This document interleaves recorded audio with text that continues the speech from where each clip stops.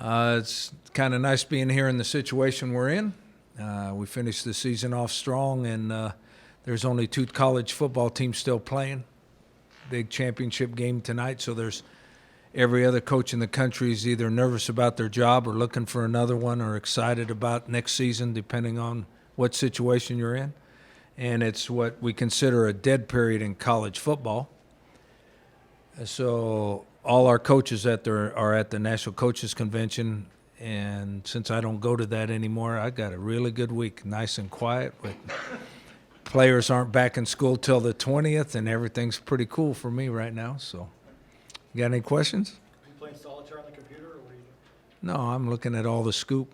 I get on collegefootballscoop.com and see who's going where. Because in this day and age, if you're losing a coach, you're the last one to find out.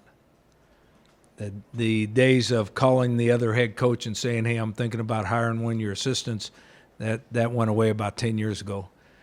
So I'm the last one to find out if we're going to lose any coaches. Do you anticipate losing him? I don't anticipate. Nobody seems like they want to leave. But I also know the business. Any coach that has a chance to move up as far as responsibility goes, I think that's great for them, and I hope they get that chance. And then if you want to do a little investigation, if anybody can move from our situation to a Power 5 team, the difference in salaries are ridiculous, absolutely ridiculous. There's coordinators in the Power 5s making over $1 million a year now, So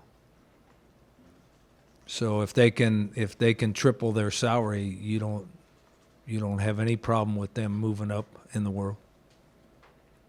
Coach, when did you find out that DJ was going to come back? I know it came out this morning, the official release, but have you got a chance to talk to him since he made his decision?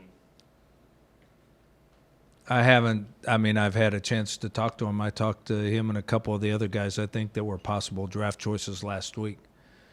But he's always said he was coming back, so it's not a big surprise because I kind of think he's a man of his word. And now this is a positive deal. I actually think there were 6 juniors on our football team that probably might have considered coming out because I think they all would have been drafted, probably not until the later rounds, but probably would have been drafted. So I imagine all 5 or 6 of them thought about coming out. Now, that's not a done deal yet either. Supposedly they're all coming back. We've talked to every single one of them. They're all coming back for their senior season, but there's some time between now and the draft that they might change their mind if they get talked to by in my opinion, the wrong people, but probably in their opinion, the right people. I don't. When the final top 25 after tonight comes out, do you think you'll be in it? If you are, and your thoughts on that? My thoughts are I think we deserve to be in it, but I don't think we're going to be in it. When you're in our league, you have to start off strong and you have to stay strong the whole season.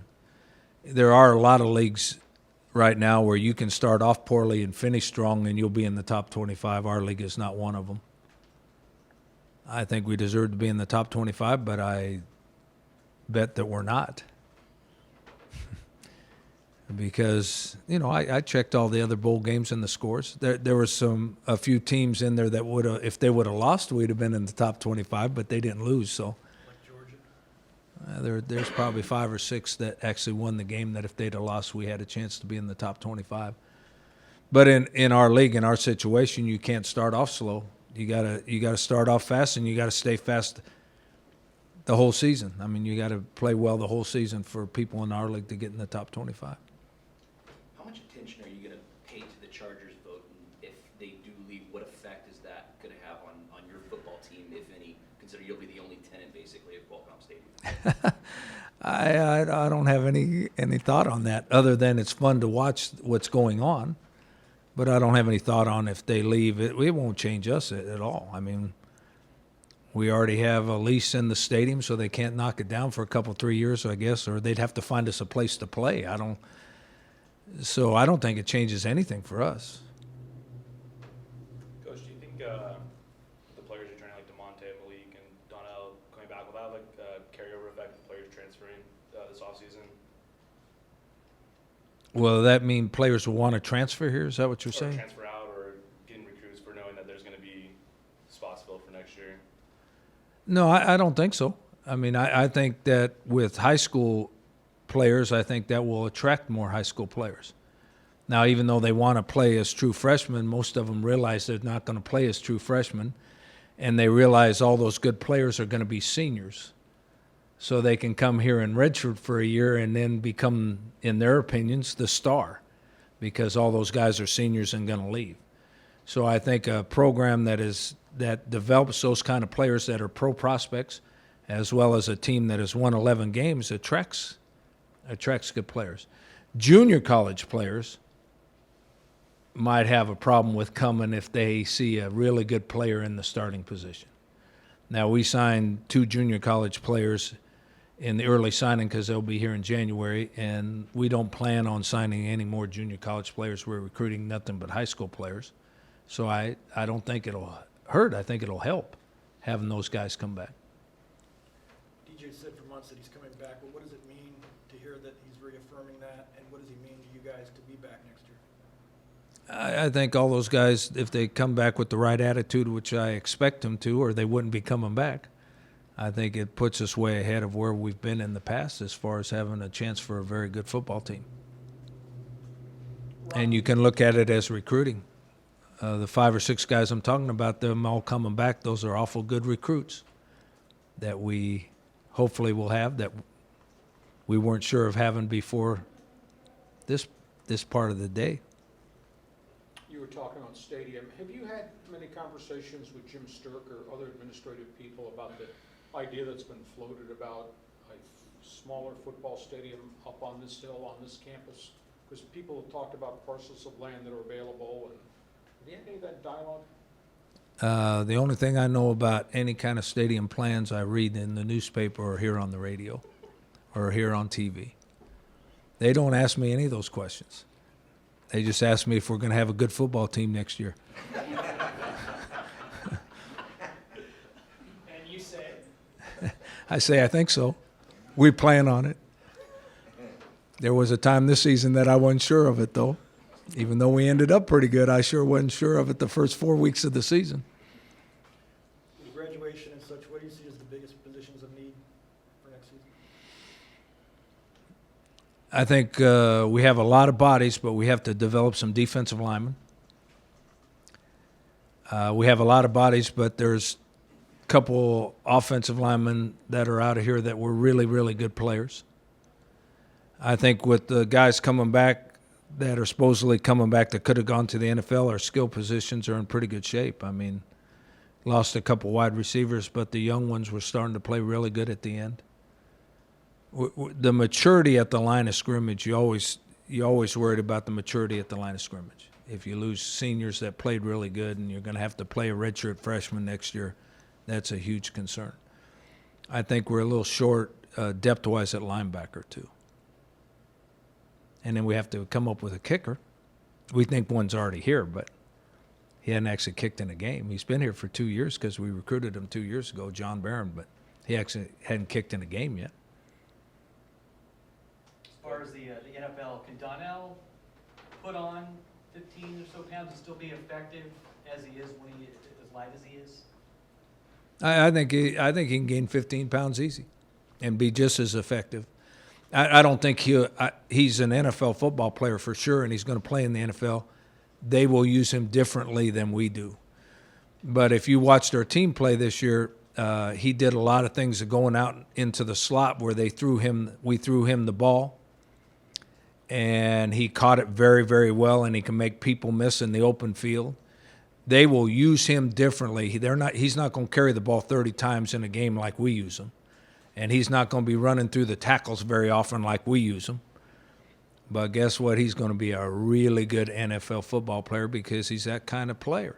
They'll just use him a little bit different way than we do. Rocky, getting back to coaches moving this time of year and everything, and you always maintaining no coaches ever won a game. But how crucial is it to the continuity of the program and what you've accomplished to maybe keeping this staff together right now? it obviously helps a lot if you have continuity in the coaching staff. And I thought our coaches did a nice job this year with the team, and it would help if they stay. But like I said earlier, I don't have any problem with them moving up in the world of coaching, whether it be salary or responsibility. I don't have any problem with that. It's just like losing a good player. You lose a really good player, nobody cares. Nobody worries about that. You got to find someone that's going to play in that position. You got to move on and go about your business. You lose a player to injury in a game, nobody worries about it. It's nice to have those good players back, and it's nice that nobody gets hurt, but that's reality is you're probably, when you win 11 games, you're probably going to lose a coach or two. I'm happy right now, and I'm surprised. I hope I'm not hurting ourselves here, but I was really thinking that we were going to lose 2 or 3 of our juniors too to the NFL draft.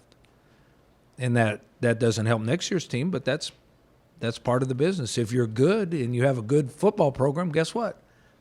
People move up. People move on. Now, if you're lousy, nobody wants your coaches. If you're lousy, nobody wants your players. Coach, last offseason there was a little bit of problems with the players being let go and then the 6 suspensions. Do you think that's going to be as big of a problem this offseason? I don't think so. But you never know what's around the bend. I mean, when you have any kind of football program that has 115 to 120 players in it, there's a chance that you're going to have a problem or two. You just hope they're not huge problems that affect a whole bunch of the other guys. Rocky, you talked about coaches, and you've talked about turning programs. You know, history writes what Bill Snyder fixed at Kansas State and how they rallied Oregon State. How does a coach know I can go into a bad situation and I can flip it? Or do coaches privately fear, God, if I go there, it might be the end of my career because I can't fix it? What's coach's DNA thought process? I don't think coaches know. I think coaches have confidence that they can do it, but they have to. Everything has to be in place. And I hope I'm saying this right. You have to have the support systems in place. You have to have an athletic director that's going to help you. You're going to have a president that is willing to help. You're going to have other coaches in your athletic department that are willing to let you have a chance to be successful. If that's not in place, it doesn't matter how good the coach is. But all coaches go into those situations believing they can do it, or they wouldn't go into that situation. But to be honest with you, if they think they know, they're lying because they don't know. And a personality has to fit a place too. Coaches can be very, very successful in one setting and very unsuccessful in another setting. Their personalities have to fit. And then you have to have other people in that department that are willing to let you have a chance to be successful. Thoughts on tonight's game and who you pick? I don't want to say. I know who I want to win.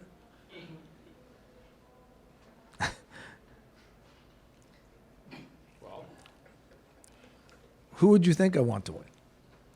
Not Alabama. Not Alabama.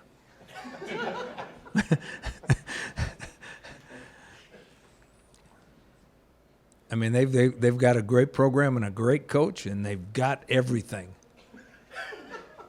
They get 25 first-round draft choices every year in recruiting, and the rest of us live with 5th and 6th round draft choices.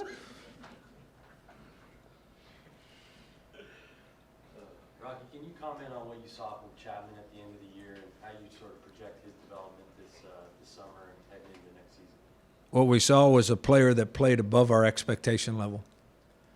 And to me, that means, first of all, the kid has talent and he has belief in his ability, but the whole time he wasn't playing, he was getting better because he wanted to get better, and his attitude was such that he didn't worry about not being the starter. He tried to prepare himself all the time to be a starter somewhere down the road. And it just happened a little bit earlier than all of us hoped it would, and it happened a little earlier than he expected. But obviously he had the right attitude the whole year.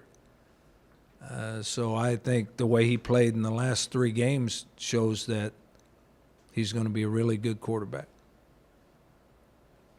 Speaking of local products, I know you can't talk about individual players until signing day, but can you speak to recruiting locally? And it really seems like you guys have really branched out and making sure the local guys stay home. I'm glad you noticed. It's my job. I think we've worked extremely hard within the county of San Diego to try to keep as many of the good football players, the players we think are Division I players. There's some coaches that don't agree because we don't think a couple are and they think they are. But we've tried really, really hard to try to keep as many local players in town as we could. Made a special effort to do that this year. And as of now, we've probably got 5, maybe 6 committed, which does not mean that they're going to sign with us in February. And we're still working on a couple. But what happens every single year is that we've had those kids committed to us for several months, or let's say several weeks in some cases and several months in other cases. And now all of a sudden, some of the other leagues that didn't think those kids were good players way back when, now all of a sudden they're thinking they're good players. So they're coming back in here and trying to recruit them, even though they haven't recruited them the whole time like we have. They're trying to recruit them now because at the end of the football season, we were right and they were wrong. So there's a lot of schools trying to steal those kids from us right now. So we'll see how it turns out. Has the recruiting business changed at all as far as other schools trying to steal kids? Is there less etiquette than there used to be, or has it always been that way? Nah, it's always been that way. I mean, I way back when I first started coaching, if a kid committed, he was committed and nobody messed with him. But that was way back. In the last 15 years or so, when you get a kid committed, that just makes him more recruitable. And there are a couple teams that in our league that look at our committed list, and that's who they recruit. They don't recruit them until the kid commits to us, and then all of a sudden they start recruiting them. So now that's a little different than it used to be. What do you think made it change? I think the whole landscape is much more competitive than it used to be. I mean, we've talked about this in this room before, and it has to do with what just happened in basketball. Guess what? In the old days, when you got a head job, they gave you 5 years to develop a program. Now they're firing you after a year or 2 years. So you can, but a lot of people don't want to recruit the kid that you're going to develop, that he's not going to play for you for 2 years. Because in 2 years, you may get, just about the time he becomes a good football player, you're getting fired. So someone else thinking somebody's a good player adds to your belief that you think he's a good player too. I mean, the first thing we don't do this here. I don't let our coaches do this here, but I've been on staffs. You say, well, Coach, I really think this guy's a good player. We need to recruit him. Who else is recruiting him? The first question is, who else is recruiting him? Who in the heck cares who else is recruiting him? If you think he can play, if you think he can play, you think he can play. It doesn't matter who's recruiting him. But there's a whole bunch of them won't recruit somebody that's not being recruited by somebody else. So when you get a kid to commit, that just puts a bigger target on him.